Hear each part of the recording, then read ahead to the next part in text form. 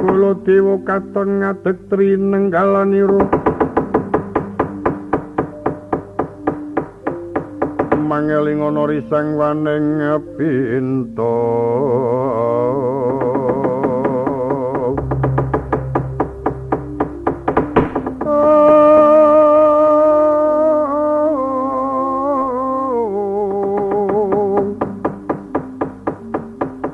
Duaning puncak ing gunung Pancatnyana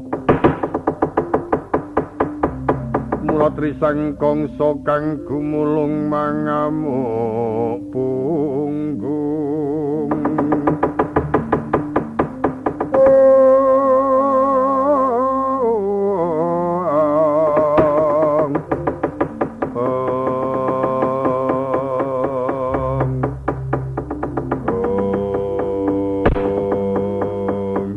jagat diyo Bathara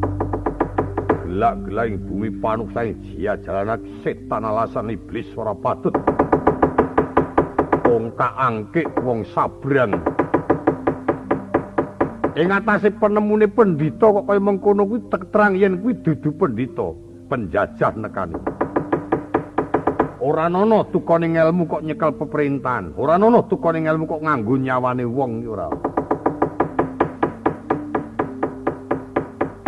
wong kaya ngono kok nyawane kerasan lho.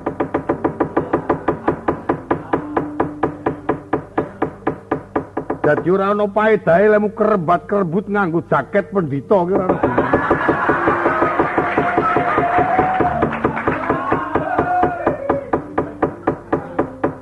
Ora ana perlune nganggo kethu pendhita jebul isine malah nomer barang.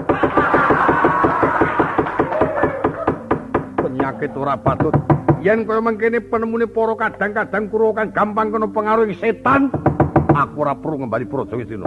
aku gelem bali ana cilik Raswidarma minggat gede mati